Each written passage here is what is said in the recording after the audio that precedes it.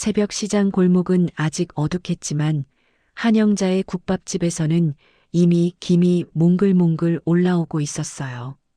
오래된 알루미늄 들통에서 뽀얀 국물이 끓어오르며 솥뼈와 마늘 냄새가 골목 끝까지 번져나갔습니다. 영자는 땀을 훔칠 틈도 없이 손놀림을 바쁘게 움직였어요. 평생 이 골목에서만 국밥을 말아온 사람답게 손은 익숙했지만 마음은 오늘따라 괜히 불안하게 조여들고 있었지요. 이날 국밥 냄새는 늘 같았지만 영자의 하루는 예전과 전혀 다른 방향으로 흘러가려고 하고 있었어요. 문을 열자마자 단골들이 하나둘 들어왔습니다. 다들 습관처럼 자리에 앉아 김이 나는 그릇을 마주했어요. 누구는 출근 전에 속을 달래고 누구는 밤새 밀 끝에 허기를 채우고 있었지요. 그 한켠에서 영자의 딸 소정은 앞치마를 2번 접어 허리에 질끈 묶고 그릇을 닦으며 엄마를 슬쩍슬쩍 훔쳐보았습니다. 엄마는 늘 같은 미소를 짓고 있었지만 눈가주름 사이로 피곤과 근심이 조금씩 깊어지고 있었어요. 바로 그때 문이 요란하게 열리며 하이힐 소리가 가게 바닥을 찍듯 울렸습니다. 세련된 코트를 입은 최서연이 휴대폰 화면을 먼저 들여다본 채 안으로 들어왔어요. 선글라스를 반쯤 내린 상태로 자기 얼굴 각도를 확인하더니 카메라 앱을 켰다가 다시 끄며 인상을 살짝 찌푸렸습니다. 서연은 코끝을 찡그리며 가게 안을 한번 훑었어요. 마치 오래된 벽지와 기름 묻은 테이블이 자기 명품 가방을 더럽히기라도 할 것처럼 자리에 앉기도 전에 불만이 얼굴에 가득 올라와 있었지요. 서연은 뒤따라 들어오는 남편 준호를 돌아보며 일부러 들리게 낮지만 또렷한 목소리로 말했습니다. 여기 냄새가 이렇게 심했나요? 인스타 라이브 켰다가 욕부터 먹겠네요. 이래서 제가 리모델링 하자고 한 거잖아요. 준호는 주변 손님들의 시선이 자신과 서연에게 쏠리는 걸 느끼며 어색하게 웃었습니다. 어머니 앞에서는 미안함이 목까지 차올랐고 아내 앞에서는 체면이 먼저 올라오는 사람이었지요. 2 사람 사이에 서 있는 것만으로도 등에 땀이 차갑게 배어 나오는 것 같았습니다. 영자는 잠깐 손을 멈추고 둘을 돌아보았습니다. 서연 아가, 아침부터 무슨 말이 그렇게 거칠어요. 손님들도 계신데 조심해서 말해요. 영자의 목소리는 최대한 부드럽게 깎아내리려 했지만 손끝이 살짝 떨리고 있었어요. 서연은 의자에 털썩 앉아 다리를 꼬고 휴대폰 카메라를 들이대며 가게 안을 이리저리 찍었습니다. 어머님, 요즘 누가 이런 인테리어에서 식당을 해요. 우리 회사 직원들 여기 데려오기라도 하면 이미지 다 떨어진다니까요. 제가 커리어 쌓는데도 방해되죠. 소정은 그 말을 들으며 젓가락을 쥔 손에 힘이 들어갔어요. 엄마가 새벽에 일어나 핏물 빼고 뼈를 삶고 허리 한번 제대로 못 펴고 살아온 세월을 누구보다 잘 아는 딸이었지요. 그 마음을 알면서도 소정은 싱크대 옆에 조용히 서서 그 장면을 지켜볼 수밖에 없었습니다. 준호는 분위기를 바꿔보려는 듯 어색하게 웃으며 말했습니다. 여보, 일단 아침이나 먹고 이야기하자. 어머니도 힘들게 준비하셨는데. 하지만 그 말은 누구의 마음도 달래주지 못했어요. 서연은 눈길 한 번 주지 않고 휴대폰 화면만 쳐다보고 있었고 영자는 들통 속 국물만 휘저으며 입술을 앙다물고 있었지요. 잠시 뒤 서연은 갑자기 자리에서 일어나 카운터 쪽으로 성큼성큼 걸어왔습니다. 어머님, 건물 이야기요. 우리 이제 좀 정리해야 할 것 같아요. 이 작은 국밥집으로는 수익이 너무 안 나요. 건물 팔고 아파트로 옮기시고 저희는 제 브랜드로 카페 오픈해야죠. 시대가 바뀌었어요. 그 말에 들통 위로 떨어지던 국자가 허공에서 한번 멈췄습니다. 영자는 조용히 고개를 들었어요. 이 집이 내 아버지랑 내가 처음부터 같이 시작한 집이야. 빚 갚으면서 여기까지 버텼고 내 아빠 떠나고 나서도 이 집 지키려고 내가 어떻게 살아왔는지 너도 봤잖니? 이걸 그렇게 쉽게 정리하자고 말하면 내가 뭐가 되니? 서연은 피식 웃으며 손사래를 쳤습니다. 감정 섞지 말고요, 어머님. 요즘은 감성 말고 숫자가 답이에요. 여긴 낡았고 수익성도 떨어지고 냄새도 심해요. 제 말은 그냥 정리할 때가 됐다는 거죠. 가게 안 공기는 순식간에 무거워졌습니다. 숟가락을 들던 손님들조차 서로 눈치를 보며 조용히 국물을 떠먹었어요. 영자의 손등에는 핏줄이 도드라지게 올랐고 마음속에서는 오래 눌러두었던 서러움이 천천히 고개를 들기 시작했습니다. 그때 소정이 조심스럽게 엄마 옆으로 다가왔습니다. 엄마, 물 더 떠올게요.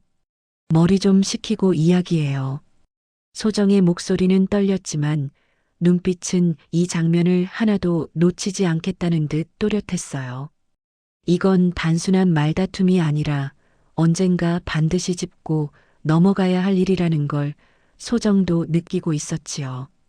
소정은 싱크대 옆에서 이 모든 장면을 조용히 그러나 깊게 마음속에 새기고 있었어요. 단순히 구경하는 눈이 아니라 말 한마디와 표정 하나까지 그대로 저장하는 눈이었지요. 언젠가 이 기억을 꺼내게 될 줄은 그때는 아무도 알지 못했습니다. 점심시간이 지나고 손님들이 하나둘 빠져나가자 가게는 갑자기 조용해졌습니다. 서연은 마지막까지 불만이 가득한 표정으로 명함을 하나 던지다시피 놓고 나갔어요. 거기에는 부동산 회사 이름과 전화번호가 선명하게 적혀 있었지요. 준호는 그 명함을 슬쩍 쳐다보다가 아무 말도 못하고 주머니에 넣었습니다.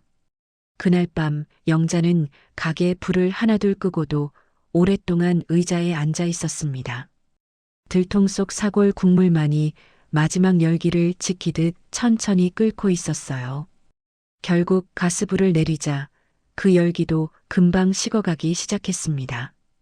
영자는 조용히 속으로 생각했습니다. 사람 마음이라는 것도 이렇게 불 한 번 내리면 금세 식어버리는 건가 싶다고 말입니다.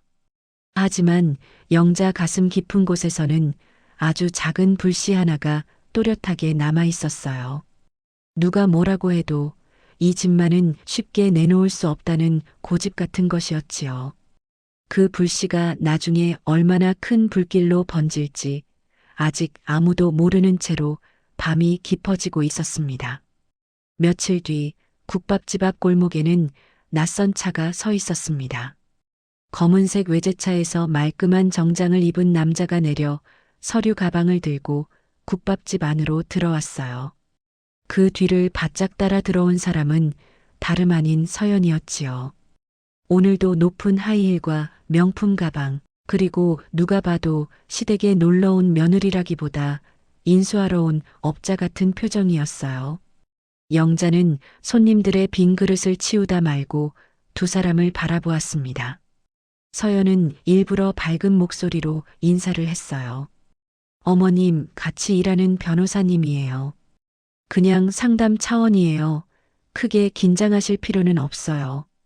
말은 그렇게 하면서도 서연의 눈빛에는 이미 결론을 정해 놓은 사람의 여유가 담겨 있었지요. 정작 남자는 준비해온 서류철을 꺼내어 테이블 위에 차곡차곡 펼쳤습니다. 한 변호사는 공손한 척하면서도 단도직입적으로 말을 이어갔습니다. 사모님, 건물 등기부 등본은 이미 확인했습니다. 현재 명의는 사모님과 아드님 공동 명의로 되어 있고요.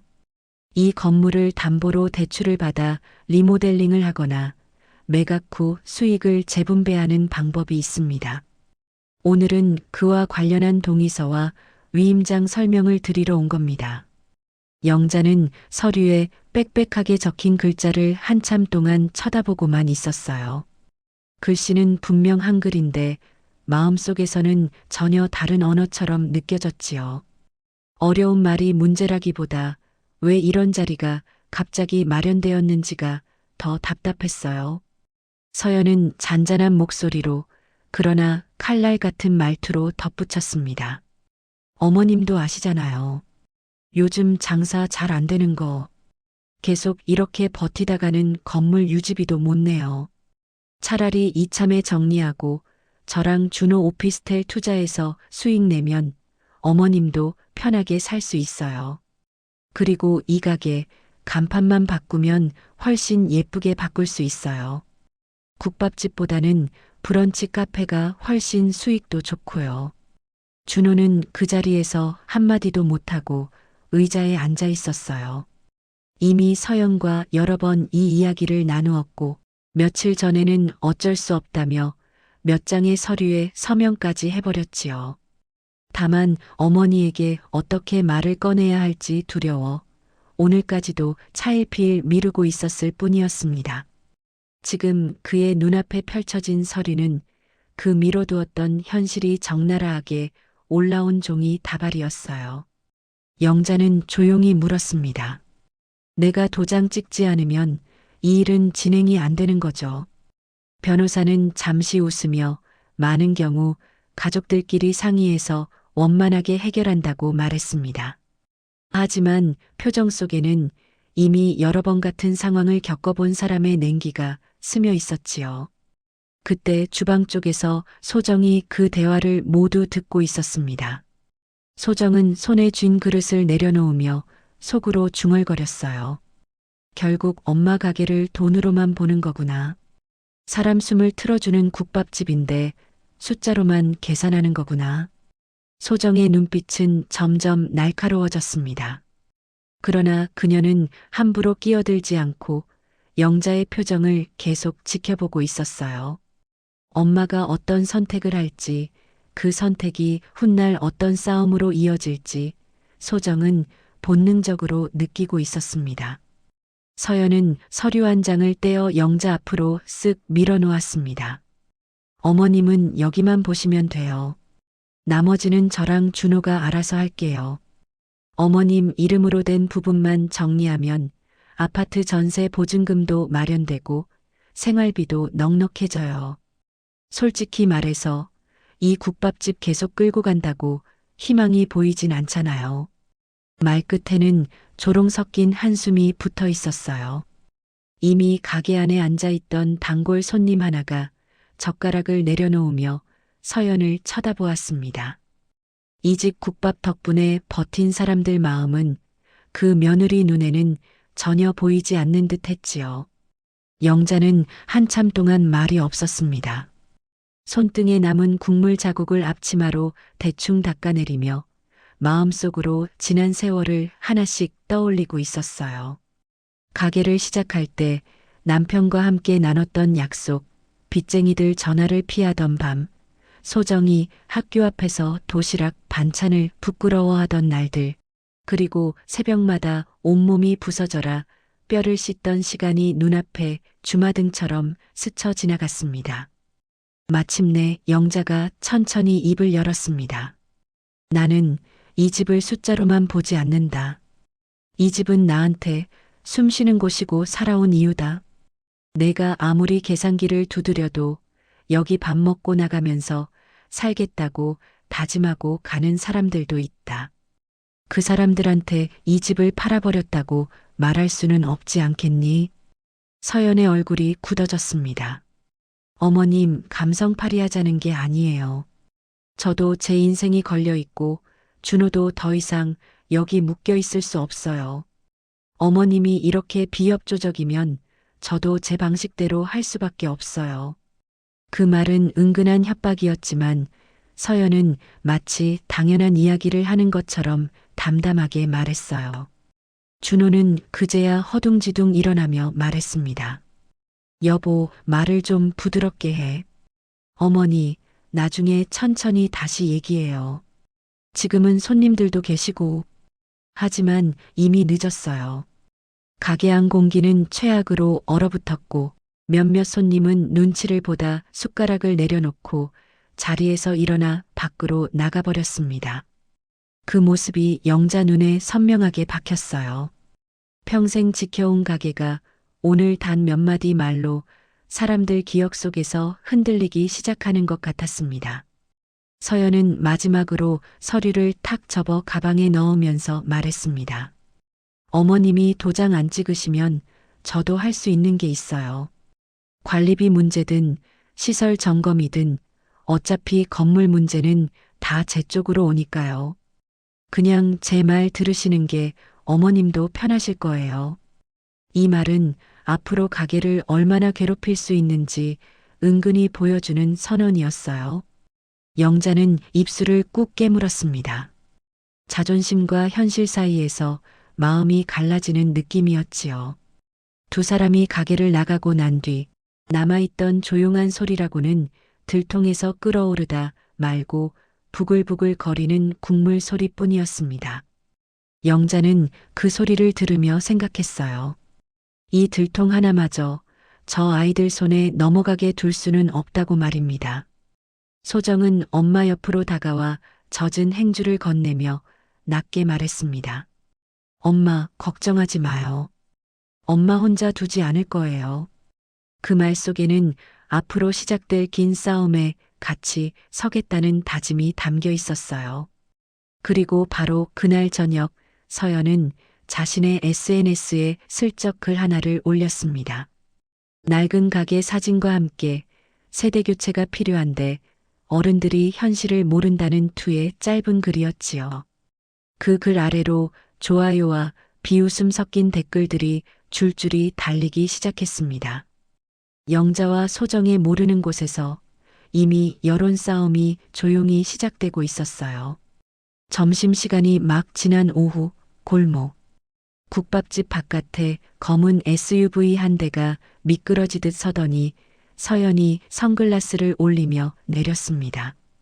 가게 유리문 안쪽에서는 영자가 설거지를 하다가 창밖을 힐끗 보고 잠시 손을 멈췄습니다. 서연은 문 안으로 들어오지도 않고 입구 옆 위생등급 스티커와 메뉴판을 휴대폰으로 여러 각도에서 찍었습니다. 사진을 찍을 때마다 일부러 코를 막는 신용을 하며 옆을 지나가던 주민들을 곁눈질로 훑쳤습니다. 그 모습만으로도 이 골목에서 누가 윗자리라고 생각하는지 드러나고 있었습니다. 서연은 차로 돌아가 조수석에 앉더니 바로 SNS 앱을 켰습니다. 그리고는 방금 찍은 사진에 짧은 글을 덧붙였습니다. 요즘도 이런 국밥집에서 버티는 시어머니가 있네요. 위생 손님 미래 다 무시하는 꼰대 세대의 표본입니다.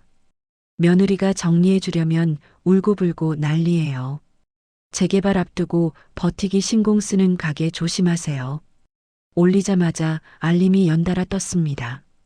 친정 식구들과 투자자, 친구들이 올린 댓글이 줄줄이 달렸습니다. 얼른 정리해요. 땅만 남기면 되죠. 역시 시어머니들은 다 똑같다니까요.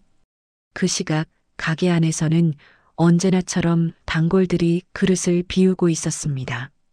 택시기사 성복은 국물을 훌훌 마시더니 말했다. 여기 국밥이 위생 안 좋으면 이 동네 절반은 벌써 쓰러졌을 겁니다. 옆자리 아주머니도 웃으며 받았습니다. 사장님이 국 끓이는 물까지 바꾸는 분인데 누가 뭐래요. 엄지손가락을 치켜 세우는 손님들 사이에서 영자는 고개를 숙이며 쑥스러운 듯 웃었습니다. 오늘따라 그 웃음이 조금 더 불안하게 떨리고 있었을 뿐입니다. 그러나 골목 끝 편의점 앞에서는 전혀 다른 대화가 오가고 있었습니다. 동네 주민 둘이 휴대폰 화면을 맞대고 서연의 글을 읽고 있었습니다. 원래 그 집 국밥 기름지긴 했어. 그러니까 저런 글도 올라오는 거지. 또 다른 사람은 고개를 갸웃하며 말했습니다. 그래도 싼값에 든든하게 먹여 살려준 집인데 이제 늙으니까 내쫓나 보네. 말들은 이렇게 오갔지만 정작 가게 안으로 직접 들어와 확인하는 사람은 거의 없었습니다. 사람들은 화면 속 글과 사진만으로 이미 자기들만의 결론을 내리고 있었습니다. 며칠 뒤 구청 위생점검 요원이 국밥집을 찾아왔습니다. 하얀 가운을 입은 공무원 둘이 하나는 사진을 찍고 하나는 메모를 하며 싱크대와 냉장고를 꼼꼼히 들여다봤습니다. 영자는 잔뜩 긴장해서 손을 모은 채 따라다녔습니다. 혹시라도 흠이 잡힐까 얼마나 조심해 왔는지 그 세월이 한 번에 무너질까 두려웠습니다. 점검이 끝난 뒤 요원은 고개를 끄덕이며 말했습니다. 특별히 문제될 건 없습니다. 다만 지적받은 부분은 개선하시면 더 좋겠습니다. 그 말만으로도 영자의 눈에 눈물이 고였습니다. 그런데 요원의 휴대폰 화면에는 점검 결과 사진이 실시간으로 누군가에게 전송되고 있었습니다. 바로 건물주 친척이었고 그 사람의 카톡방에는 서연이 미리 보낸 SNS 글 링크가 조용히 떠 있었습니다. 저녁 무렵 소정은 가게로 들어오면서 휴대폰을 꾹 쥐고 있었습니다. 친구에게서 서연의 SNS 캡처를 받은 뒤였기 때문입니다. 엄마, 혹시 오늘 구청에서 나왔어요? 소정의 물음에 영자는 피곤한 얼굴로 고개를 끄덕였습니다. 시청에서 나왔다고 하더니 별 문제는 없다고 했어요. 그래도 손이 자꾸 떨리네요. 손등에 핏줄이 도드라진 엄마의 손을 보면서 소정의 눈빛이 차갑게 가라앉았습니다. 그날 밤 소정은 혼자 방에 앉아 휴대폰 화면을 스크롤하며 서연의 SNS 계정을 처음부터 끝까지 훑었습니다. 시어머니, 꼰대 세대, 재개발 방해 세력 같은 표현들이 반복되어 있었습니다. 집안 이야기를 은근히 비틀어 올린 글도 보였습니다. 며느리가 조금만 손을 쓰면 몇 억짜리 땅도 살릴 수 있는데 시어머니는 눈물이 무기입니다. 댓글에는 비웃음과 동조의 이모티콘이 가득했습니다. 소정은 숨을 깊게 들이켰습니다. 울어봐야 이 사람들은 더 즐기겠구나 하는 생각이 들었습니다. 그래서 소정은 울음 대신 녹음 버튼을 눌렀습니다. 다음 날 서연이 가게에 들러 엄마에게 또다시 날을 세울 때 소정은 카운터 아래에서 조용히 녹음 앱을 실행했습니다. 서연은 국밥 그릇을 보며 콧웃음을 치며 말했습니다. 요즘 누가 이런 데 와서 먹어요. 이 건물값 떨어지니까 빨리 그만두는 게 서로 좋아요. 엄마는 아무 말도 못하고 국물만 휘저었습니다. 그 순간의 공기, 손님들의 얼어붙은 표정, 엄마의 떨리는 숨소리까지 고스란히 파일 안에 담겼습니다. 소정은 주머니 속 휴대폰을 쥔 손에 힘을 더 주었습니다. 며칠 후 소정은 작은 시민단체에서 운영하는 무료 법률 상담소 문을 두드렸습니다. 간판은 초라했지만 이곳이 자신과 엄마에게는 마지막 기회라는 생각이 들었습니다. 변호사는 서연의 SNS 캡처, 위생점검 기록, 녹음 파일을 차례로 확인했습니다. 그리고 천천히 말했습니다. 이 정도면 명예훼손과 강요에 해당될 여지가 있습니다. 건물 문제도 임대차 계약과 관련된 자료를 더 모으면 싸워볼 수 있습니다. 소정은 그 말을 들으며 눈을 감았다 뜨더니 조금 떨리는 목소리로 물었습니다. 그럼 엄마가 평생 지켜온 가게를 이렇게 빼앗기지 않을 수 있다는 말씀이신가요? 변호사는 고개를 끄덕였습니다. 다만 싸움이 길어질 수는 있습니다. 감당할 준비도 필요합니다. 상담을 마치고 나오며 소정은 마음속으로 조용히 정리했습니다. 울고만 있는 딸로는 엄마를 지킬 수 없다는 것을요. 이제부터는 자신의 눈물 대신 녹음 파일과 캡처 화면, 계약서 한 장 한 장이 말을 해야 한다고 느꼈습니다. 골목 바람이 차갑게 불어왔지만 소정의 발걸음은 오히려 단단해지고 있었습니다.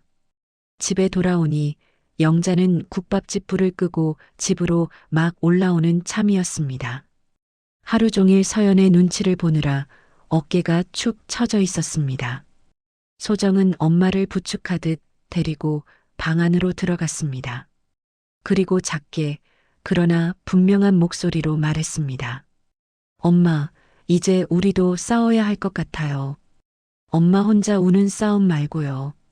서류 들고, 증거 들고 하는 싸움이요. 영자는 영정사진 앞에 앉아 조용히 속삭였습니다. 당신, 내가 지켜온 이 집, 이 골목, 이제 쉽게 못 내놓겠습니다. 이 아이가 내 대신 나서 준다고 하네요. 나도 더는 그냥 당하고만 있지는 않겠습니다. 그 옆에서 소정은 거칠어진 엄마의 손을 꼭 잡았습니다. 이 손이 더는 떨리지 않도록 딸인 자신이 법정에서 증인이 되어야 한다고 마음 깊이 새기고 있었습니다. 두 사람의 그림자가 좁은 방 안에 길게 겹쳐졌습니다. 이제 이 집안 싸움은 동네 사람들 앞에서 그리고 법정에서 본격적으로 드러나게 될 준비를 마친 셈이었습니다. 법원 앞 거리에는 아침부터 사람들 발길이 끊이지 않았습니다. 방송국 카메라와 휴대폰 삼각대가 줄지어 서 있고 유튜브 촬영을 하러 나온 사람들까지 제각각 썸네일을 떠올리며 수군거렸어요. 낡은 국밥집을 둘러싼 시어머니와 며느리의 맞대결. 진짜 욕먹어야 할 사람은 누구? 자극적인 문장이 입에서 입으로 퍼지면서 법원 앞 공기는 이미 재판이 시작되기도 전에 뜨겁게 달아오르고 있었습니다. 계단 아래에서 상황을 지켜보던 순자는 낡은 코트를 여미며 숨을 고르고 있었어요. 국밥 냄비를 휘젓던 손으로 오늘은 서류철을 꼭 쥐고 있습니다. 글자는 전부 다 이해하지 못해도 이 서류들이 자기 인생의 마지막 줄을 바꿀 수 있다는 느낌만은 너무 또렷했습니다. 그때 검은색 외제차 한 대가 법원 앞에 미끄러지듯 멈춰섭니다. 차 문이 열리고 유진이 선글라스를 벗으며 내립니다.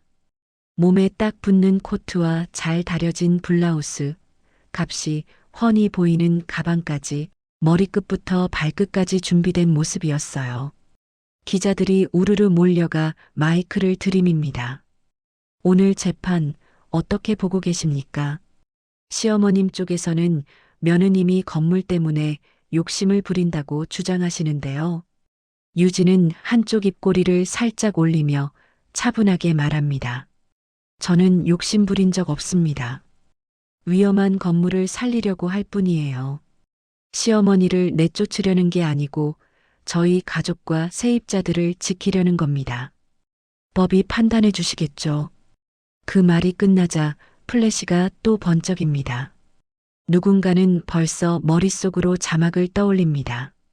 갈등 속에서도 효심을 지키려는 며느리, 낡은 국밥집에 집착하는 시어머니.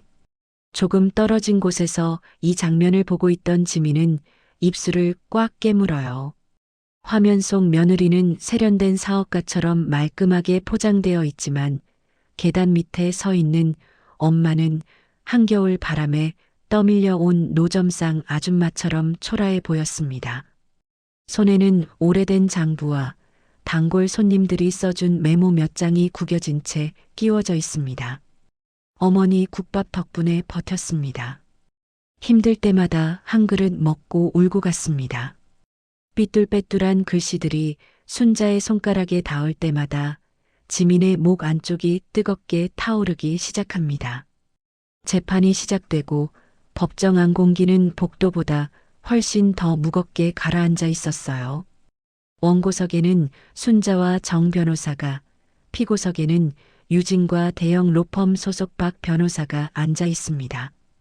방청석 뒤쪽에는 취재를 허가받은 기자들과 구독자 수를 늘리려는 유튜버들이 앉아 조용히 카메라를 돌리고 있습니다. 판사가 두꺼운 서류철을 넘기며 말합니다. 오늘은 임대차 계약과 관련된 분쟁, 건물 명도, 청구, 부당이득 반환 청구를 함께 심리하겠습니다. 차례대로 진술해 주시기 바랍니다. 먼저 피고 측, 즉 유진 측의 박 변호사가 자리에서 일어납니다. 고급 양복 소매를 정리한 뒤 낮지만 단단한 목소리로 말하기 시작해요. 피고 측의 입장은 분명합니다. 이 오래된 식당은 여러 차례 안전 진단에서 문제를 지적받았습니다. 그럼에도 원고는 아무런 조치 없이 장사를 계속하며 수년간 임대료를 제때 납부하지 않았습니다. 오히려 피고가 여러 차례 임대료를 깎아주고 리모델링을 제안했지만 원고는 그 호의를 악용했습니다. 더 이상 방치할 수 없어 법적 조치를 취한 것입니다. 순자의 어깨가 순간 움찔합니다. 그가 나열하는 말들 속에는 자신이 알지 못하는 이야기들이 뒤섞여 있었어요. 임대료를 못 낸 달이 없는 건 아니었지만 그때마다 바로 다음 달에 2달치를 한꺼번에 넣고 떡과 반찬을 챙겨 건물 사무실에 올려보냈습니다. 그 기억은 어느새 서류상에서는 일방적인 체납으로 바뀌어 있었습니다. 이제 원고 측 의견을 들어보겠습니다. 판사의 시선이 순자 쪽으로 옮겨가자 정 변호사가 조용히 일어나 서류를 들고 앞쪽으로 나갑니다. 정 변호사는 차분하게 말을 이었습니다. 원고는 단순한 세입자가 아닙니다. 이 건물이 지금 값이 이렇게 오른 이유, 이 거리가 맛집 골목이라는 이름을 붙이게 된 이유의 상당 부분이 이 국밥집에서 시작됐습니다. 수십 년 동안 원고는 자기 돈으로 인테리어를 고치고 간판을 바꾸고 골목 축제를 제안했습니다. 건물주와 며느리에게도 수없이 도움을 줬습니다. 임대료 문제 역시 피고 측이 일방적으로 인상한 뒤에 따로 조정한 금액이 존재합니다. 그 합의가 서류에서는 사라져 있습니다. 박 변호사가 즉시 끼어듭니다. 서류가 없으면 그건 말뿐인 주장입니다. 합의가 있었다면 왜 계약서에 넣지 않았습니까? 기억에 의존하는 이야기를 법정에서 믿으라고 하시는 겁니까? 순자의 얼굴이 붉어졌다, 창백해졌다를 반복합니다. 시골에서 올라온 사람들에게 서류는 늘 나중이었어요. 먼저 사람을 믿고 나중에 도장을 찍는 게 당연했습니다. 아들이 고개를 끄덕이며 괜찮다고 했고 며느리가 준비했다며 내민 계약서에 도장만 찍으면 된다고 해서 그대로 따라했을 뿐입니다. 그 종이에 뭐가 적혀 있는지 꼼꼼히 따져보지 못한 대가는 지금 이 법정에서 돌아오고 있습니다. 박 변호사는 여기서 한 걸음 더 나아갑니다. 게다가 원고는 최근 병원에서 기억력과 판단력 저하 소견을 받으신 분입니다. 피고는 그런 시어머니를 위험한 건물에서 벗어나게 하려 했고 동시에 건물 안전을 위해 리모델링을 추진했습니다. 원고를 내쫓으려는 악한 며느리가 아니라 오히려 보호하려는 가족인 셈입니다. 그 말이 나오자 방청석에 앉아있던 몇몇 사람들이 수군거립니다. 치매 기운이 있는데도 장사 고집을 부린 거야. 며느리가 불쌍하네. 이런 말들이 교묘하게 섞여 나옵니다. 하지만 지민의 눈에는 전혀 다르게 보였어요. 얼마 전 아버지 태수가 순자를 병원에 데리고 갔던 날이 떠올랐습니다.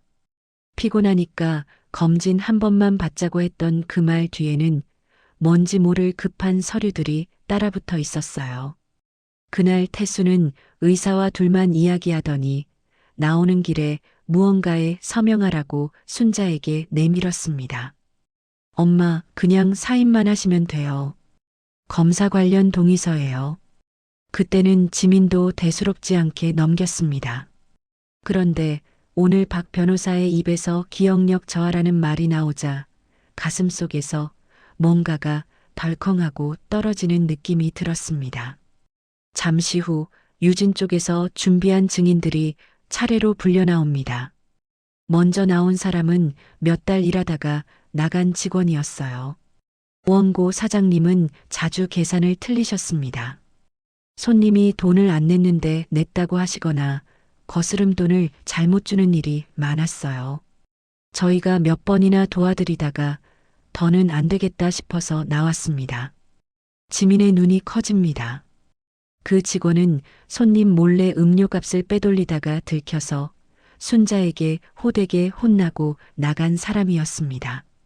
그런데 오늘은 피해자처럼 포장되어 법정에 서 있었습니다. 다음 증인은 동네 공인중개사였습니다. 그는 능숙한 말투로 건물이 오래전부터 위험했다느니, 유진이 여러 번 리모델링을 제안했다느니, 순자가 마지막에 말을 바꿨다느니 하는 이야기를 늘어놓습니다. 말 하나하나마다 유진 쪽에 유리한 방향으로 각도가 살짝씩 꺾여 있었어요.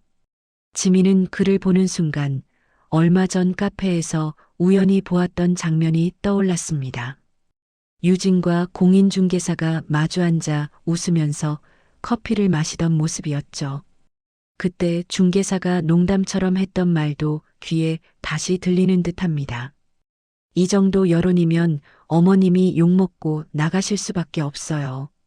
대신 건물값은 더 뛰죠. 그 말을 지민은 혹시나 하는 마음에 휴대폰으로 녹음해 두었습니다.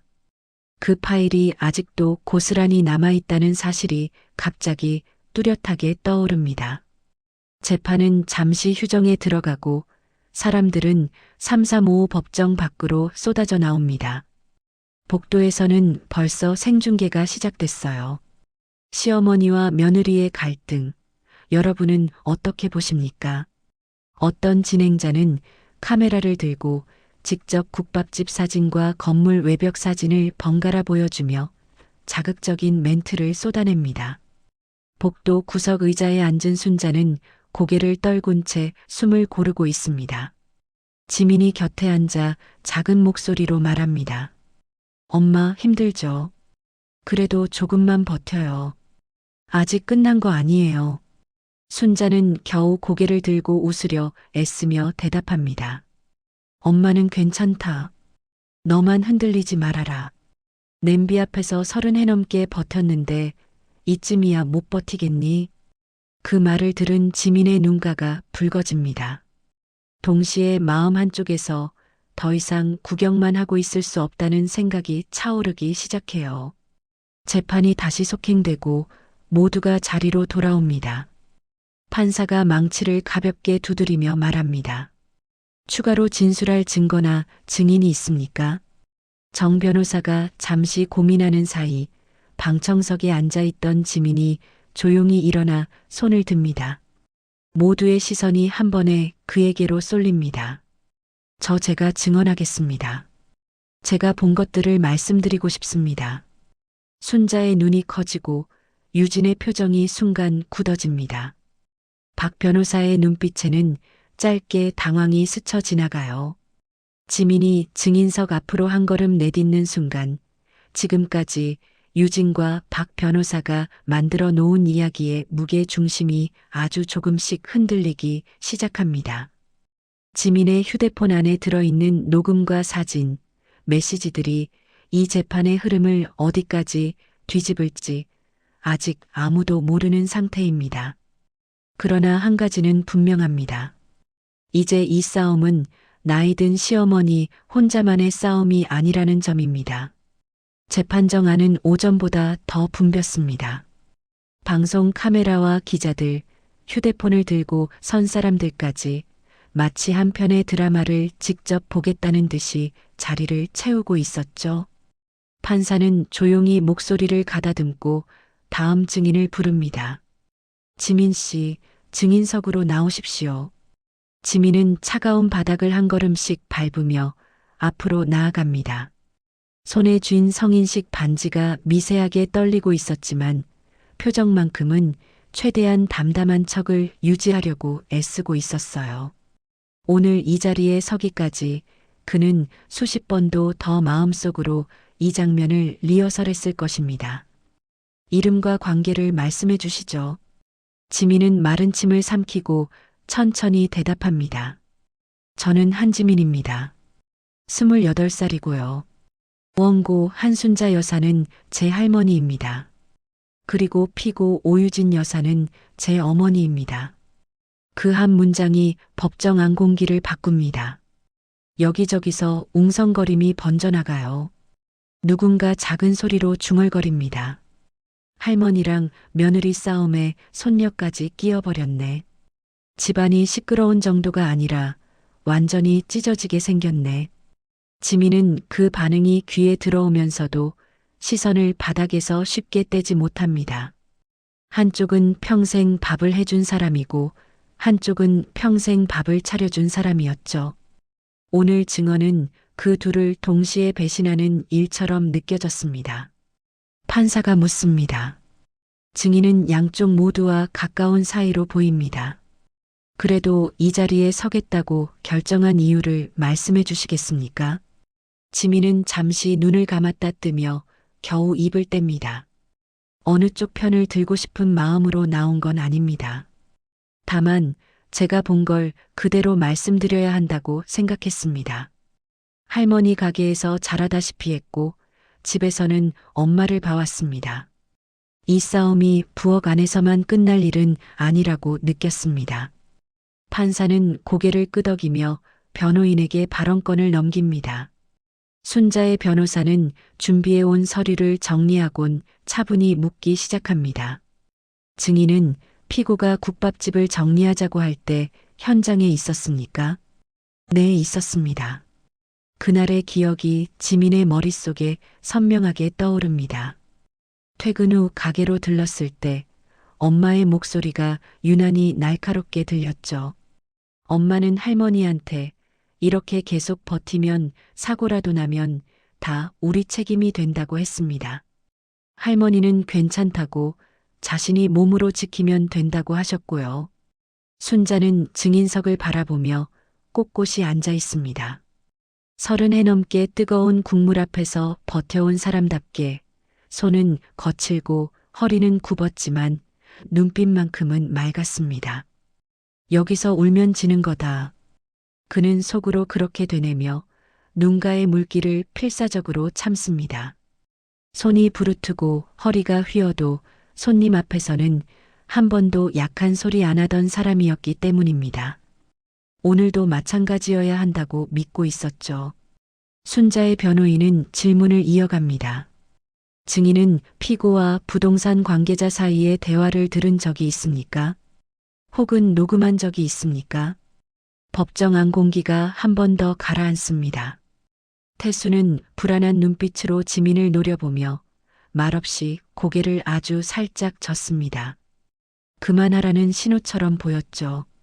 지민은 그 고개 젓는 모습에서 평생 책임은 지지 않고 눈치만 보며 살아온 아버지의 습관을 다시 떠올립니다.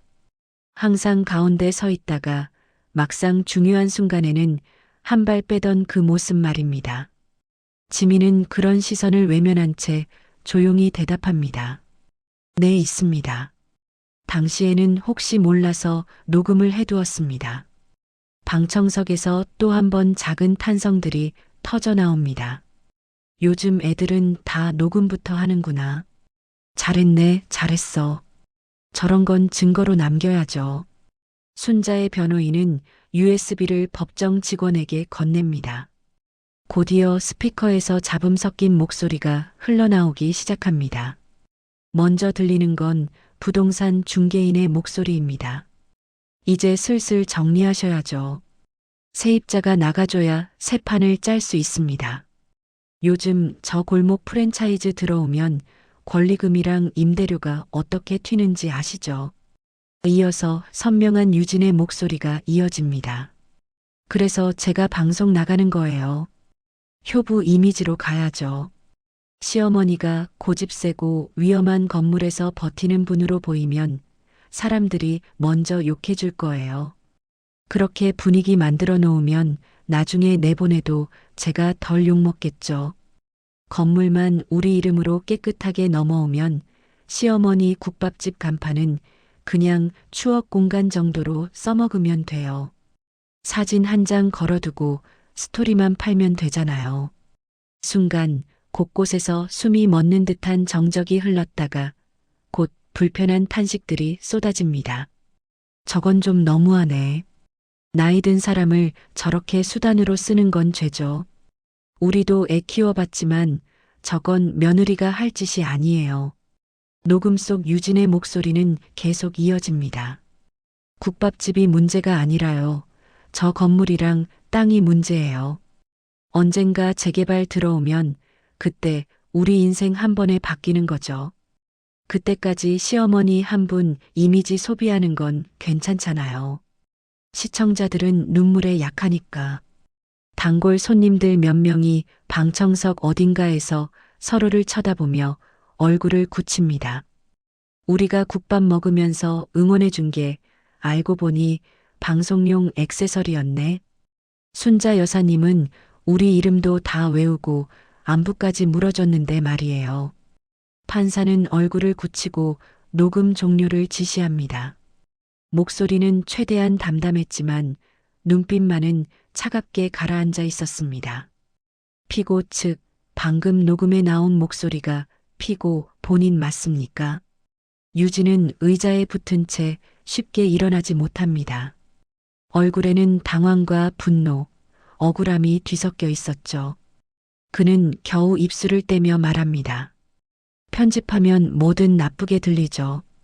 전체 맥락을 들어보면 다른 의미예요. 시어머니를 위해서라도 위험한 건물은 정리해야 한다는 뜻이었습니다. 그러나 방청석 일부에서는 이미 고개를 절레절레 젓고 있습니다. 저건 맥락이고 뭐고 그냥 본심이죠. 돈 얘기, 땅 얘기만 계속 나오잖아요. 순자는 증인석에 앉은 채 손등을 꼭 모읍니다. 손가락 마디마디가 튀어나온 평생 설거지와 다짐질에 익숙한 손입니다. 그는 스스로에게 속삭이듯 마음을 다잡습니다. 울지 말자. 여기서 울어버리면 또 불쌍한 할머니 역할로만 소비될 거다. 나는 그저 한 그릇의 밥을 지켜온 사람일 뿐입니다. 판사는 조용히 정리합니다. 지금 제출된 녹음 파일의 증거 능력 여부와 해석은 재판부가 추후 종합적으로 판단하겠습니다. 다만 이 사건이 단순한 가족 내 갈등이 아니라 여론과 방송, 부동산 이해관계까지 얽힌 사안이라는 점은 분명해졌습니다. 망치가 한번 울리자 재판은 그날 일정을 마무리합니다. 사람들은 일제히 일어나며 각자의 표정으로 이 사건을 곱씹습니다. 어떤 이들은 혀를 차며 법정을 나서고 또 다른 이들은 휴대폰을 켜서 실시간 댓글창을 확인합니다. 뉴스 알림에는 벌써 이런 문구들이 떠오르고 있습니다. 효부 방송의 진실, 시어머니 국밥집 밀어내기 의혹, 국밥집 할머니와 며느리, 가족 싸움으로 끝날까? 순자는 잠시 방청석을 둘러봅니다. 재판정 안의 모든 시선이 자신을 향하고 있다는 걸 느끼면서도 허리를 더 굽히지 않습니다. 그는 이제 자신이 피고가 아니라 평생의 삶을 증명해야 하는 증인이 된 기분이었습니다. 법정을 나와 복도로 나온 순간 공기가 확 달라집니다. 카메라들이 다시 그들을 향해 몰려들고 마이크가 얼굴 앞에 들이밀어집니다. 지민은 본능적으로 할머니 앞으로 한 발 나서서 몸을 가립니다. 유진과 태수는 조금 뒤쪽에서 서로를 흘끗거리며 아무 말도 하지 못한 채 서 있습니다. 이제 이 싸움은 더 이상 부엌 안에서 밥그릇을 사이에 두고 벌이는 다툼이 아니었습니다. 집안에서 방문 닫아놓고 싸우던 문제가 아니라 온 동네와 세상이 구경하는 장면이 되어버렸습니다. 여론과 법정, 카메라와 녹음 파일이 한데 뒤섞인 채 이 가족의 진짜 싸움이 이제 막 시작되려 하고 있었습니다. 다음 날 아침 재개장을 알리는 종이 간판이 국밥집 문 앞에 소박하게 걸려 있었습니다.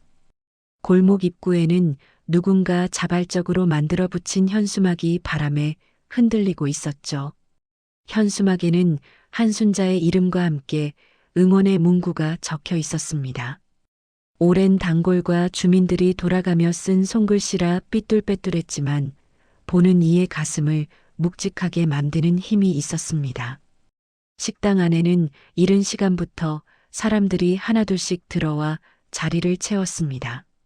오랜만에 맡아보는 진한 사골 냄새에 손님들의 표정이 저절로 풀어졌습니다. 하지만 한순자의 손놀림은 여느 때보다 더 조심스러웠습니다. 국자를 쥔 손이 잠깐씩 멈칫했고 계산대 위에 놓인 공과금 고지서와 변호사 비용 견적서가 눈에 들어올 때마다 가슴이 철렁했죠. 재판에서 지면 밀린 월세와 벌금으로 가게를 통째로 내놓아야 할지도 모른다는 현실이 뜨거운 국물 냄새 사이로 스며들고 있었습니다. 그럼에도 한순자는 손님들 앞에서만큼은 최대한 털털하게 웃으려 했습니다. 몸이 불편한 단골 노인이 들어오자 의자를 빼주고 젊은 손님이 사진을 찍겠다며 허락을 구하자 민망해하면서도 포즈를 취해 주었습니다. 누군가는 국밥 사진을 찍어 SNS에 올렸고 누군가는 가게 앞 전경을 찍으며 글을 덧붙였습니다. 한순자는 그저 바쁘게 손을 놀리며 자신의 이름이 다시 온라인에 오르내리는 것을 어렴풋이 짐작할 뿐이었습니다. 그 시각 도시 반대편의 고급 아파트 거실에서는 전혀 다른 공기가 흐르고 있었습니다. 대형 TV 화면에는 한 뉴스 채널의 연예사회 코너가 나오고 있었고 화면 하단에는 효부 인플루언서 오유진이라는 이름이 굵게 떠 있었습니다. 며칠 전까지만 해도 칭찬 일색이던 그 이름 옆에는 광고주와의 협업 보류, 이미지, 재검토 같은 자막이 잇따라 붙고 있었죠. 테이블 위에는 PR팀에서 보낸 메일이 노트북 화면에 떠 있었습니다.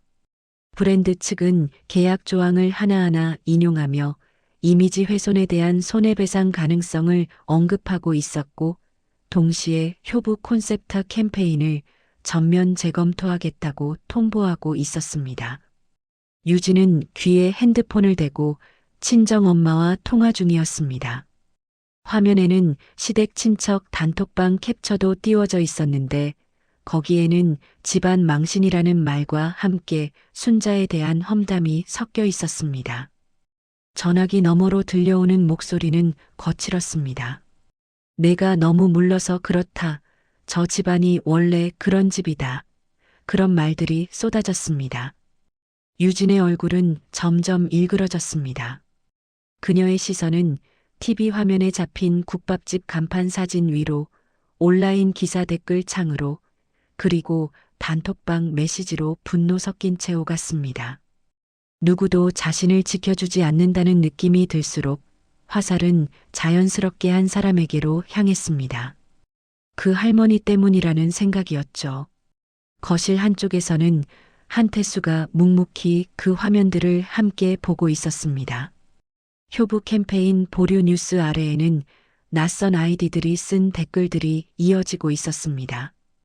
효부 코스프레, 시어머니 이용해 먹다가 버린다. 노인 약자 괴롭히는 콘텐츠라는 말이 보였습니다. 반면 다른 창을 열자 요즘 뜨는 국밥집 할머니라는 제목의 게시물도 눈에 들어왔습니다. 낡은 간판, 허리 굽은 노인의 사진과 함께 국밥집을 위해 거리로 나서준 주민들 이야기, 며느리에게 쫓겨난 뒤에도 가게를 지키려 하는 시어머니에 대한 응원이 이어지고 있었습니다. 태수의 가슴 한가운데가 묵직하게 내려앉았습니다.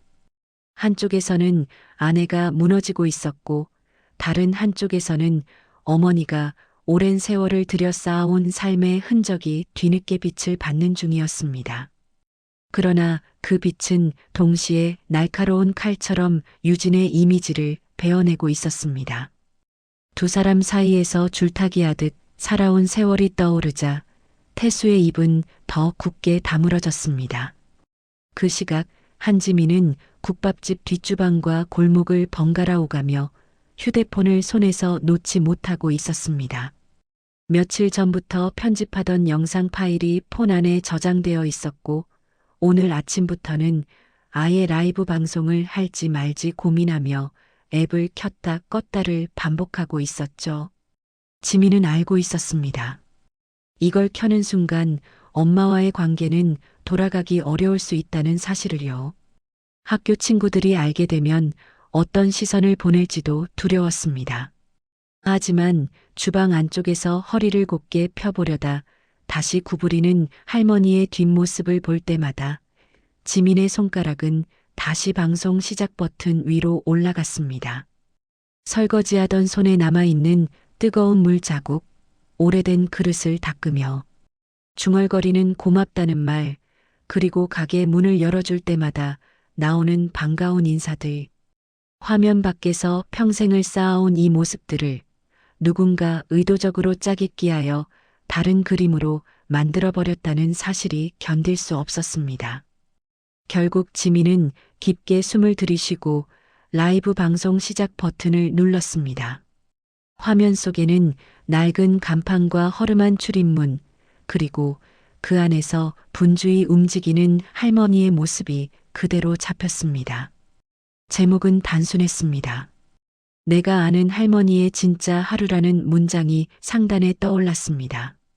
초반에는 시청자가 많지 않았지만 곧 지민의 채널 구독자들이 알림을 받고 하나둘씩 입장하기 시작했습니다.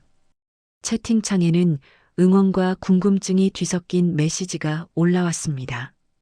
효부 콘텐츠 보다가 왔다며 진짜 할머니의 모습을 보고 싶다는 글도 있었고 가족 일을 왜 이렇게 공개하냐는 질책도 섞여 있었습니다. 누군가는 지민을 부추겼고 누군가는 어린 손녀가 이용당하고 있다며 걱정했습니다. 그 사이로 낯익은 성 씨의 아이디가 스쳐 지나가는 것 같기도 했습니다. 시댁 쪽 친척이 아닐까 싶었지만 지민은 애써 채팅을 넘겼습니다.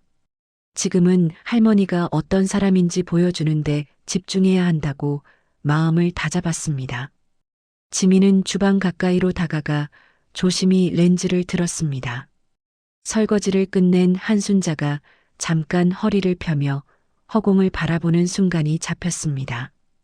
피곤이 가득한 눈빛인데도 문이 열릴 때마다 손님을 향해 짓는 웃음만큼은 언제나 같았습니다. 지민은 떨리는 목소리로 할머니를 소개했습니다.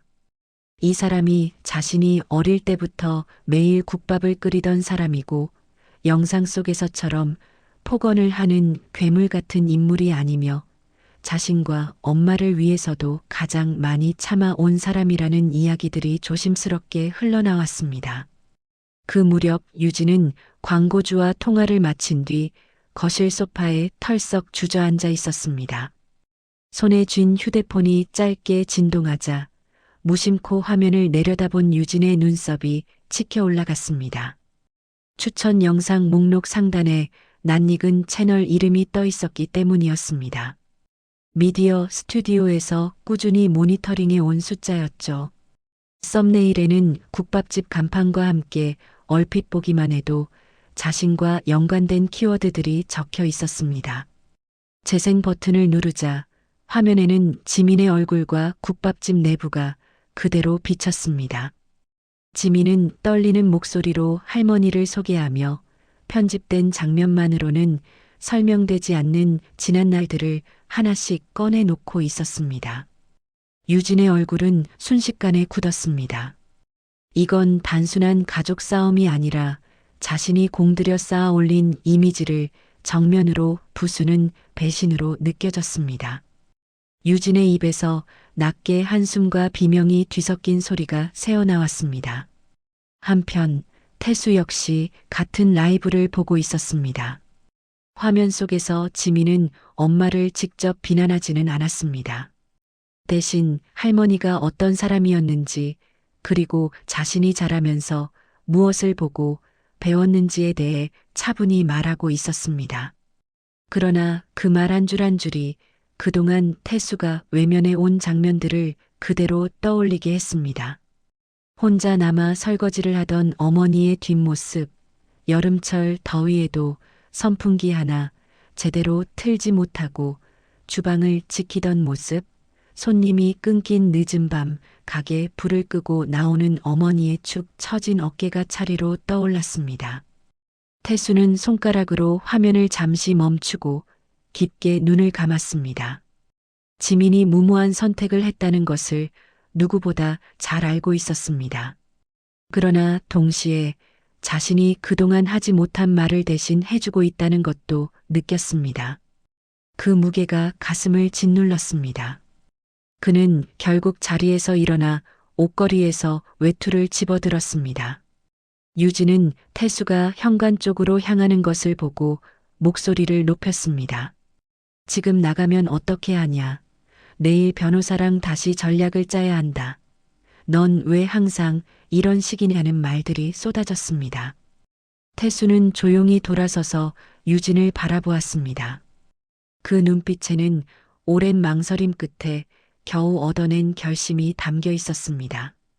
태수는 낮은 목소리로 더 이상 아무 말도 하지 않겠다는 듯 한 문장을 남겼습니다. 내일은 엄마 편에 서겠다는 단호한 다짐이었습니다. 그 말은 짧았지만 이 집안에서 한 번도 들어보지 못했던 선언이었습니다. 국밥집 안은 저녁이 가까워지자 조금씩 한산해지고 있었습니다.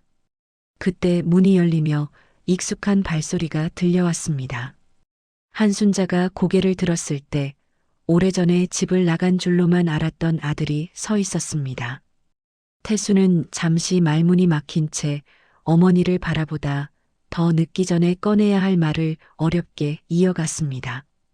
법정에서 증인으로 서겠다는 것, 그동안 어머니를 외면한 죄책감으로 잠을 제대로 잔 적이 없었다는 것, 이제라도 잘못을 바로잡고 싶다는 속내가 조심스레 흘러나왔습니다. 지민은 그 장면을 라이브 방송을 통해 그대로 담을지 아니면 카메라를 끌지 순간적으로 고민했습니다. 그러나 태수의 표정을 본 순간 이 장면이 단순한 시청률을 위한 그림이 아니라 이 가족이 앞으로 나아가기 위해 반드시 지나가야 할 순간이라고 느껴졌습니다. 그래서 지민은 살짝 각도를 낮춰 두 사람의 얼굴이 또렷이 드러나지 않도록 하면서도 떨리는 목소리로 아버지의 결심을 시청자들에게 전했습니다. 누군가는 이 모습을 보며 가슴이 시원하다고 했고 누군가는 너무 늦은 사과라고 비난했습니다. 라이브 방송이 끝나갈 무렵 골목길 하늘은 완전히 어둑해져 있었습니다. 가게 안에는 국물 냄새와 함께 묘한 긴장감이 떠돌았습니다. 내일이면 법정 문이 열리고 판사의 눈앞에서 지금까지 쌓인 감정과 증거들이 한꺼번에 뒤엉켜 터져 나올 것입니다. 한순자는 마지막 손님을 보내고 불을 끄면서 내일 무슨 일이 기다리고 있을지 알 수 없다는 사실에 잠시 두려워졌습니다. 하지만 옆에서 설거지를 거들고 있는 손녀와 늦게라도 자신 옆에 서겠다고 말해준 아들을 보며 어느 때보다도 단단한 마음이 드는 것을 느꼈습니다. 같은 시각 유진의 집 거실에서는 또 다른 움직임이 진행되고 있었습니다. 유진은 PR팀과 변호사에게 차례로 전화를 걸며 자신에게 불리해진 여론을 어떻게든 되돌리기 위한 마지막 전략을 짜고 있었습니다. 라이브 방송 내용을 허위 사실 유포로 몰아 역소송을 제기할 수 있는지, 국밥집이 위생 문제를 일으킨 적이 있다는 소문을 다시 끌어올 수 있는지 과감하고도 위험한 제안들이 오갔습니다. 누군가는 그만두자고 했지만 유진은 물러설 수 없다고 느꼈습니다. 내일 법정에서 무너지는 쪽이 이 가족의 미래 전체를 잃는 쪽이라는 생각에 사로잡혀 있었기 때문입니다. 이렇게 해서 밤은 깊어졌습니다. 한쪽에서는 오랜 세월을 버텨온 국밥집과 세 사람의 마음이 조용히 다져지고 있었고 다른 한쪽에서는 잔인한 선택지가 담긴 계획서가 책상 위에 펼쳐지고 있었습니다. 다음 날 좁은 법정 안에서 이 상반된 선택들이 정면으로 부딪히게 될 것입니다. 그리고 그날의 판결은 단지 재산과 가게의 소유를 넘어서 이 가족이 앞으로 서로를 어떤 이름으로 기억하게 될지를 결정하게 되겠죠. 아침부터 시청 앞 작은 지방법원은 이상할 만큼 시끄러웠습니다. 카메라를 든 취재진들 사이로 손팻말을 든 사람들이 뒤섞여 서 있었죠. 효부 방송을 믿지 맙시다. 국밥은 죄가 없습니다. 이런 문구가 적힌 피켓이 눈에 먼저 들어왔습니다. 한쪽에는 여전히 유진의 팬들도 서 있었습니다. 우리 유진 씨 건들지 마요. 가족 일에 왜 남이 끼어들어요. 서로의 목소리가 법원 계단 위에서 묘하게 뒤엉키고 있었습니다. 한순자는 건물 입구를 올려다보며 잠시 숨을 고르듯 서 있었습니다. 검은 정장을 입었지만 손에는 익숙한 비닐 장바구니가 들려 있었죠. 재판이 끝나면 바로 가게로 돌아가려는 듯 앞치마도 챙겨왔습니다. 지민은 그 옆에서 깊게 숨을 들이켰습니다. 엄마, 긴장되죠?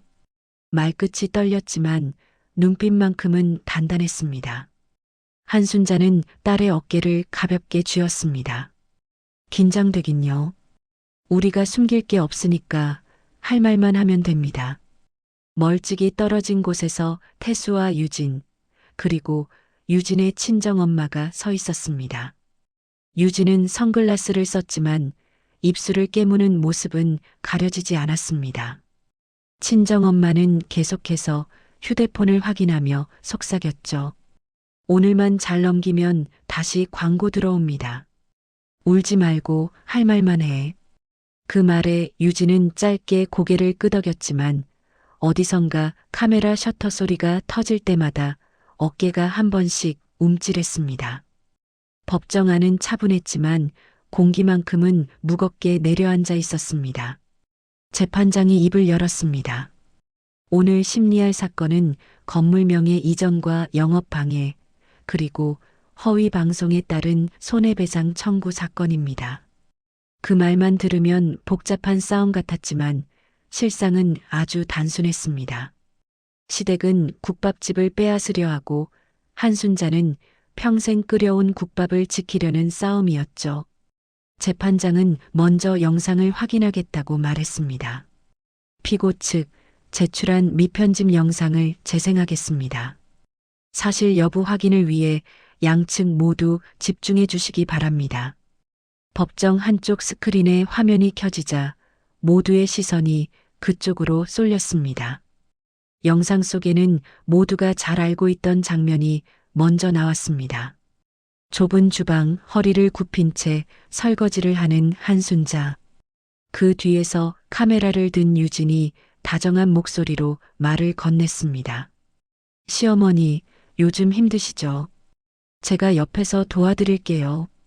그 장면은 이미 수십만 번 재생된 효부 콘텐츠의 한 컷이었습니다. 그런데 화면 아래 작게 찍힌 시간 표시가 눈에 들어왔습니다. 그리고 장면이 전환되자 분위기가 확 바뀌었습니다. 촬영이 끝났는지 카메라가 내려가고 실내 조명이 조금 어둡게 바뀌었습니다. 유진의 목소리에서 방금 전에 애교 섞인 톤은 완전히 사라져 있었습니다. 엄마, 이렇게는 조회수 안 나와요. 유진이 피곤한 얼굴로 말했습니다. 친정엄마는 주방 구석에 기대 서 있다가 날카롭게 대답했습니다. 그러니까 좀 더 세게 가라고 했잖니. 시어머니가 구박하는 장면이 있어야 사람들이 눌러본다니까. 유진은 한숨을 내쉬었습니다. 근데 진짜로 저렇게 말씀드리면 어머니 상처받으시잖아요.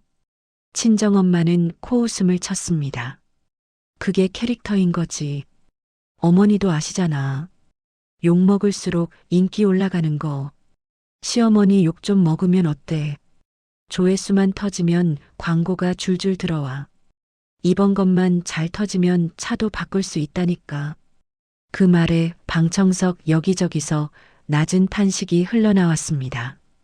어르신 몇 분은 고개를 절레절레 흔들었습니다. 영상 속 한순자는 멀리서 그 대화를 듣고 있는 듯한 표정이었습니다. 달아있는 설거지 장갑을 꼈던 손이 잠깐 멈추더니 다시 조용히 움직이기 시작했습니다. 아무 말도 하지 않았지만 등이 조금 더 굽어 보였습니다. 유진은 작은 목소리로 말했습니다. 그래도 어머니 욕하는 댓글 보면 좀. 친정엄마가 말을 잘랐습니다. 댓글 신경 쓰지 마. 욕이 많을수록 돈이 되는 거야. 영상은 거기서 멈췄습니다. 법정 안은 한동안 조용했습니다. 재판장이 천천히 입을 열었습니다. 방금 영상에 나온 내용에 대해 피고 측 증인 신문을 진행하겠습니다. 가장 먼저 증인석에 선 사람은 국밥집 단골이었습니다. 머리가 희끗한 중년 남성이었죠. 그는 긴장된 얼굴로 손을 들고 선서한 뒤 한순자를 한번 바라보았습니다. 검사가 조용히 물었습니다. 평소 원고 한순자 씨와 가게 분위기는 어땠습니까? 단골은 천천히 말을 이었습니다. 사장님은 돈 없는 사람한테도 그냥 한 그릇 떠주시던 분입니다. 제 월급날이면 꼭 국밥집부터 들렀는데요. 술에 취해서 온 날에도 그냥 김치 더 얹어주시면서 몸 좀 챙겨라 그러고 웃으셨습니다. 그의 목소리가 조금 떨렸습니다. 그런데 어느 날부터 영상에 나오는 말투하고 진짜 가게에서 말하는 말투가 자꾸 다르게 느껴졌습니다. 방송에서는 사장님이 계속 미안하다고만 하시고 젊은 분한테 구박받는 것처럼 나오니까 동네 사람들이 사장님한테도 이상한 눈으로 보는 것 같아서요. 방청석에서 몇몇이 고개를 끄덕였습니다. 다음 증인으로 지민이 불려 나왔습니다. 지민은 깊게 숨을 들이쉬고 자리에서 일어나 증인석에 섰습니다. 검사가 물었습니다. 지민 씨는 이 사건과 관련해 라이브 방송을 한 적이 있습니까? 지민은 고개를 끄덕였습니다. 네, 있습니다. 왜 그 방송을 하게 되었는지 설명해 주시겠습니까? 잠시 침묵이 흘렀습니다. 지민은 그날 밤을 떠올리듯 눈을 감았다가 떴습니다. 엄마가 주방에서 혼자 설거지를 하시다가 그랬습니다. 힘들다. 이런 말도 안 하시던 분인데 그날은 싱크대에 기대서 숨을 고르시면서 미안하다. 지민아, 엄마가 너한테까지 이런 꼴을 보이게 해서 미안하다 그렇게 말씀하셨습니다. 그의 목소리가 점점 떨렸습니다. 그때 안방에서 다투는 소리가 들렸습니다. 유진 언니가 엄마한테 조회수 떨어지면 우리도 끝이다. 오늘만 어떻게든 버티라고 하고 있었어요. 그 말 듣는 순간 머리가 하얘졌습니다. 엄마가 사람이 아니라 콘텐츠처럼 취급받는 것 같아서요. 그래서 휴대폰을 들고 라이브를 켰습니다. 엄마가 어떤 사람인지, 이 국밥집이 어떻게 지켜져 왔는지 그냥 누군가 알아줬으면 해서요. 방청석 앞줄에 앉아있던 할머니 한 분이 손수건으로 눈가를 훔쳤습니다. 마지막으로 태수가 증인석에 섰습니다. 그는 재킷 단추를 만지작거리며 눈을 내리깐 채 서 있었습니다. 검사는 차분하게 물었습니다. 태수 씨, 원고는 태수 씨의 어머니고 피고는 배우자인 유진 씨입니다. 맞습니까? 네, 맞습니다. 태수 씨는 이 건물과 가게 명의를 옮기자는 이야기를 누가 먼저 꺼냈다고 기억하십니까? 태수는 한순자를 한번 바라봤다가 고개를 숙였습니다. 제가 아닙니다. 장모님이 먼저 꺼내셨습니다. 어머니 연세도 있고 가게 정리할 때가 됐으니 명의를 저희 쪽으로 넘겨달라고 대신 방송이 잘 되면 어머니 노후는 책임지겠다고 하셨습니다. 검사가 태수의 핸드폰을 증거로 제시했습니다. 재판장님, 피고 측과 장모 측에서 주고받은 메시지가 있습니다. 그중 일부를 증인에게 직접 읽게 하겠습니다. 태수는 떨리는 손으로 화면을 넘기다가 한 줄에서 멈췄습니다. 입술이 바짝 말라 있었습니다. 그는 힘겹게 글자를 읽었습니다. 어머니는 말 들을 타입이 아니니 그냥 밀어붙이는 게 좋겠습니다. 서류 사인만 받아오면 나머지는 내가 알아서 할게요. 법정 여기저기서 작은 탄식과 숨죽인 욕설이 새어나왔습니다. 태수는 목이 맨 듯 말을 이었습니다. 저 문장은 장모님이 저에게 보낸 메시지입니다. 저는 그냥 그 말대로 어떻게든 어머니를 설득해 보려고 했습니다. 그게 이 사단을 만든 겁니다. 한순자는 조용히 눈을 감았다 떴습니다. 아들을 향해 원망 섞인 말을 할 수도 있었지만 그저 두 손을 무릎 위에 올린 채 가만히 앉아 있었습니다. 유진은 피고석에서 그 말을 듣다가 고개를 감췄습니다. 내가 이렇게까지 하려고 했나? 머릿속에서 수없이 스쳐 지나가는 장면들 속에서 유진은 자신이 언제부터 사람보다 화면 속 숫자를 더 중요하게 생각하게 되었는지 떠올리려 애썼습니다. 재판장은 짧게 한숨을 내쉰 뒤 말을 이었습니다. 양측의 진술과 증거 제출이 상당 부분 마무리되었습니다. 오늘은 여기까지 심리하고 판결 선고 기일은 추후 지정하겠습니다. 판사의 망치 소리가 울리자 팽팽했던 공기가 서서히 풀렸습니다. 그날 저녁 국밥집 주방에서는 다시 사골이 끓고 있었습니다. 재판이 끝나자마자 한순자는 곧장 가게로 돌아왔습니다. 머리에 쓰고 갔던 검은 장례식용 모자를 벗어놓고 늘 하던 대로 육수를 보고 있었습니다. 단골 몇 명이 조심스레 문을 열고 들어왔습니다. 어르신, 오늘 법정에서 큰일 치르셨는데 문 닫은 줄 알고 돌아갈 뻔했어요. 한순자는 미소를 지었습니다. 배고픈 사람은 오늘도 있으니까요. 판결은 판사님이 하시고 저는 제 할 일을 하면 됩니다. 지민은 그 말을 들으며 끓는 냄비 위로 올라오는 김을 지켜봤습니다. 이 집 국물 냄새가 오늘따라 더 짙게 느껴졌습니다. 그 누구의 방송이 아니라 이 집의 진짜 이야기가 비로소 세상에 조금은 전해졌다는 생각이 들었습니다. 하지만 아직 모든 것이 끝난 것은 아니었습니다. 판결이 내려지면 관계도 가게도 그들의 삶도 어느 쪽이든 크게 움직일 수밖에 없었기 때문입니다. 그러나 한순자의 눈빛은 여전히 똑같았습니다. 국물이 넘치지 않도록 불을 줄이고 얼큰한 국을 그릇에 담아 내놓는 그 손길처럼 담담하고 단단했습니다.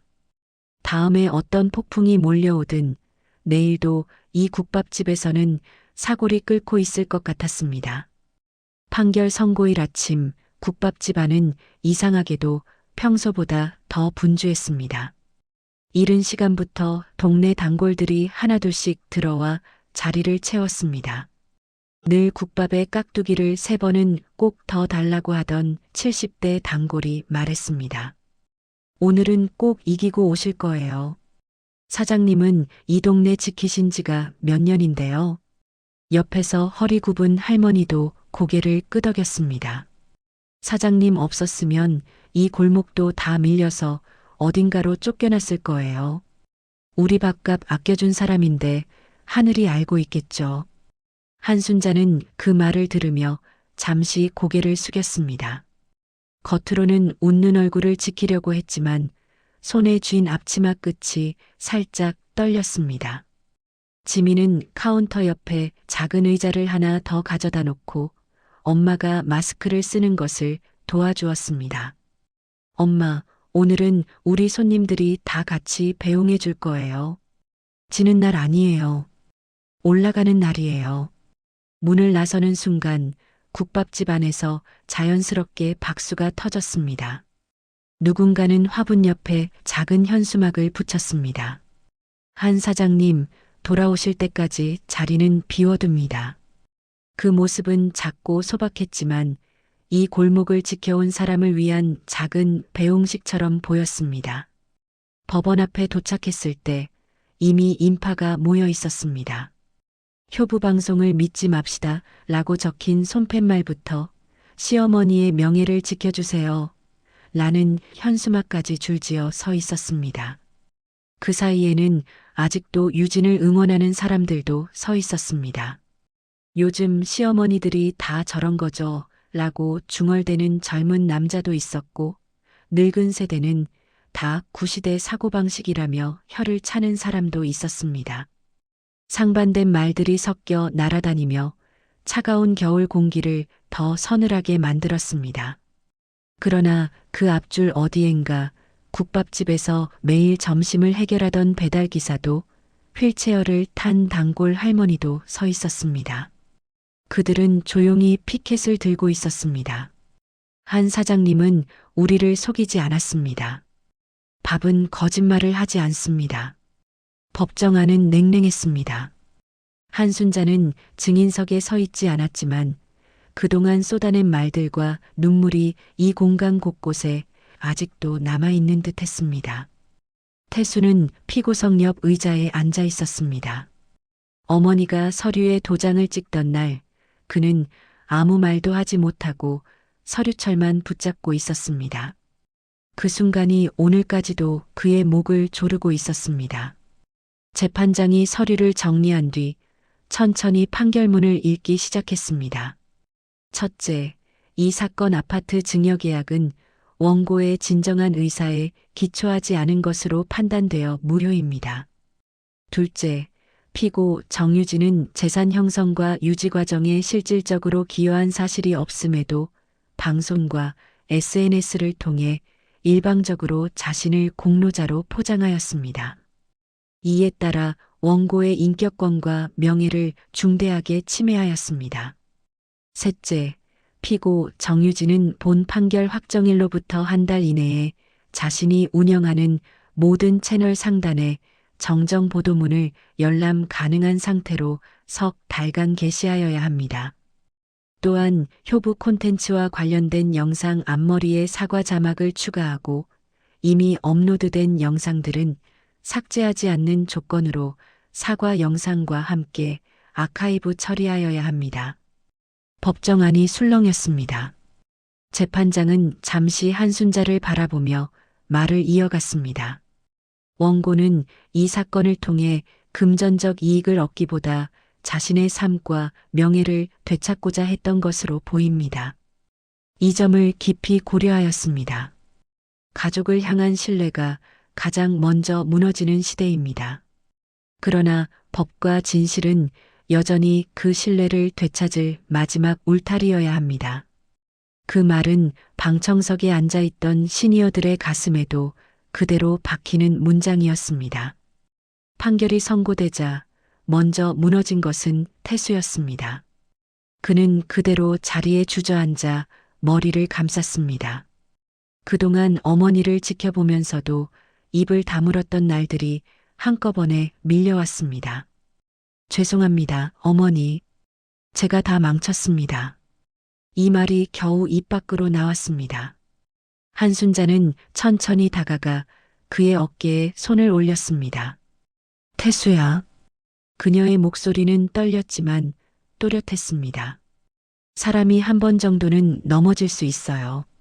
문제는 넘어지고도 안 일어나려고 할 때죠. 오늘부터는 같이 일어납시다. 다만 다시는 내 이름을 팔아서 아무 서류에도 도장 찍지 마요. 그게 내가 너한테 주는 마지막 경고입니다. 그 말은 용서와 경고가 동시에 담겨 있는 말이었습니다. 태수는 그날을 평생의 숙제로 받아들이게 되었습니다. 몇 주 뒤 유진의 채널에는 짧은 사과 영상이 올라왔습니다. 과장된 조명도 그동안 사용하던 경쾌한 배경음악도 없었습니다. 화장도 거의 하지 않은 얼굴로 그는 카메라를 제대로 바라보지 못한 채 말을 이었습니다. 제가 만든 효부 이미지로 많은 분들을 속였습니다.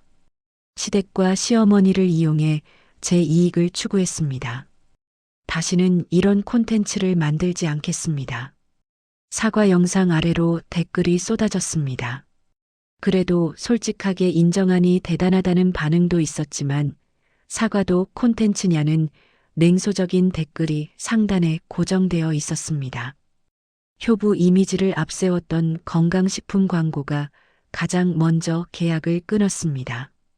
뒤이어 협찬사들이 하나둘씩 연락을 끊으면서 그의 수입은 눈에 띄게 줄어들었습니다. 유진은 한동안 카메라를 켜지 못했습니다. 사과 영상은 단지 긴 반성의 시간 중 첫 장면일 뿐이었습니다. 비가 부슬부슬 내리던 어느 저녁 국밥집 문이 조용히 열렸습니다. 축축이 젖은 우산을 접고 들어선 사람은 다름 아닌 유진이었습니다. 예전처럼 화려한 옷차림도 아니고 브랜드 로고가 선명한 가방도 들지 않은 평범한 차림이었습니다. 지미는 순간 몸이 굳었지만 한순자의 눈빛을 보고 조용히 물잔을 꺼내 놓았습니다. 국밥 하나만 주십시오. 김치는 많이 안 주셔도 됩니다. 유진의 목소리는 낮고 조용했습니다. 한순자는 아무 말 없이 국밥을 말기 시작했습니다. 뜨거운 국물을 담고 수육 몇 점을 넣고 마지막으로 팔을 올리는 손놀림은 여전히 익숙했습니다. 그릇을 내려놓으며 한순자가 말했습니다. 여긴 원래 그런 데예요. 잘한 날에도 먹고 망한 날에도 먹고 다시 시작하려고 할 때도 먹는 데죠. 유진은 숟가락을 들다가 손을 멈췄습니다. 그리고 힘겹게 입을 열었습니다. 저 더 이상 시어머니 팔아서 먹고 살지 않겠습니다. 앞으로 제 이름으로만 책임지고 살겠습니다. 그래도 밥은 먹으러 오고 싶습니다. 한순자는 잠시 그를 바라보다가 피식 웃는 듯한 표정을 지었습니다. 밥값만 제대로 내면 누가 먹든 상관없어요. 여긴 다 그런 사람들 오는 데예요. 지미는 그 말을 듣고 살짝 고개를 숙였습니다. 국밥집 안에는 김이 모락모락 피어오르고 비냄새와 섞여 묘하게 따뜻한 공기가 돌았습니다. 사람을 망가뜨린 것도 화면이었고 사람을 다시 일으켜 세운 것도 결국 밥 한 그릇이었습니다. 그리고 그 밥 한 그릇 뒤에는 포기하지 않는 가족의 마음과 끝까지 지켜보는 동네 사람들의 눈이 자리하고 있었습니다. 한순자는 문 밖의 비를 한번 바라보았습니다. 성한 것은 하나도 없었지만 그래도 다시 살아볼 만하다는 생각이 조용히 가슴속에서 올라왔습니다. 이 골목과 이 국밥집이 누군가에게는 마지막 남은 체면을 회복시키는 자리라는 사실도 함께 떠올랐습니다. 그날도 국밥집의 하루는 그렇게 흘러갔습니다. 재개발 소문과 방송의 조작, 서류 한 장에 흔들렸던 인생들이었지만 뜨거운 국물과 밥 위에 올려진 수육처럼 다시 제자리를 찾아가고 있었습니다. 사람이 사람을 망칠 수도 있지만 다시 끌어올릴 수도 있다는 사실을 이 국밥집은 오늘도 조용히 증명하고 있었습니다. 끝까지 봐주셔서 감사합니다. 더 많은 사이다 같은 인생 이야기 원하시면 지금 구독과 좋아요 눌러주시고 다음 편도 꼭 챙겨봐 주세요.